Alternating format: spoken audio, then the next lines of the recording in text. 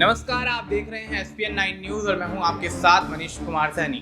गुरुवार को बिहार की 4 विधानसभा सीटों पर उपचुनाव होता है और उपचुनाव में प्रशांत किशोर की एंट्री होने के बाद मुकाबला त्रिकोणीय होता हुआ नजर आता है, जहां एक तरफ आरजेडी, दूसरी तरफ जेडीयू तो तीसरी तरफ यहां कहीं ना कहीं प्रशांत किशोर की जनसुराज चुनावी मैदान में मुकाबला करती हुई नजर आती है। देखा जाए तो आरजेडी कहीं ना कहीं इंडिया गठबंधन की तरफ से चुनाव लड़ती हुई नजर आई, तो वहीं जेडीयू एनडीए गठबंधन की तरफ से चुनाव लड़ती हुई नजर आई। अकेले की दम पर प्रशांत किशोर ने क्या बिहार की राजनीतिक समीकरण को साधने का जो प्रयास किया है उसमें वो सफल हो पाए।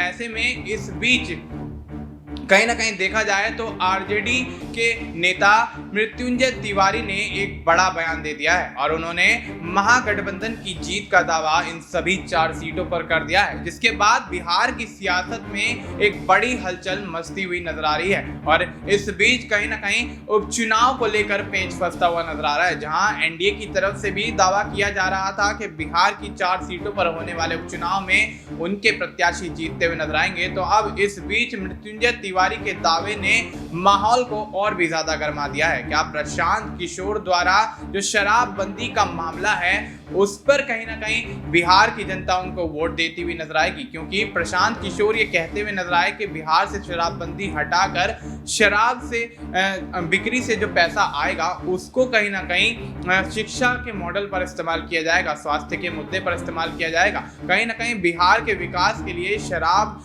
बंदी हटाकर जो पैसा यहाँ पर रेवेन्यू इकट्ठा होगा उससे कहीं ना कहीं बिहार को विकास की ओर ले जाया जाएगा। और ऐसे में अब कहीं ना कहीं प्रधानमंत्री नरेंद्र मोदी के दौरे को भी इससे जोड़कर देखा जा रहा है। प्रधानमंत्री नरेंद्र मोदी ने जो कल बिहार में दौरा किया और एम्स की आधारशिला रखी उसको भी कहीं ना कहीं उपचुनाव से जोड़कर देखा जा रहा है। भारतीय जनता पार्टी और एनडीए गठबंधन की तरफ से दावा किया जा रहा है कि प्रशांत किशोर बिहार की राजनीति में कोई फैक्टर नहीं है। जिस तरह से लंबे समय से बिहार के अंदर अब कहीं ना कहीं प्रशांत किशोर की एंट्री के बाद से माहौल गर्माता हुआ नजर आ रहा है, तो अब कहीं ना कहीं चुनाव का मामला जो है वो फंसता हुआ नजर आ रहा है। देखना दिलचस्प होगा कि 23 नवंबर को आने वाले नतीजों में किसकी जीत होती हुई नजर आती है। क्या इंडिया गठबंधन वाकई अपनी जीत दर्ज कर पाएगा जिस तरह से यहाँ दावा किया जा रहा है, या फिर एनडीए अपनी जीत सुनिश्चित करता हुआ नजर आएगा, या दोनों ही कहीं ना कहीं दरकिनार होते हुए नजर आएंगे और प्रशांत किशोर पहली बार चुनावी मैदान में उतरकर जनता के दिलों पर राज करते हुए अपनी जीत सुनिश्चित करते हुए नजर आएंगे। देखना दिलचस्प होगा कि बिहार के उपचुनाव में किस तरह का माहौल रहने वाला है और बिहार के परिणाम किसके पक्ष में आते हुए नजर आएंगे, और इसके आधार पर ही कहीं ना कहीं विधानसभा का चुनाव लड़ा जाएगा।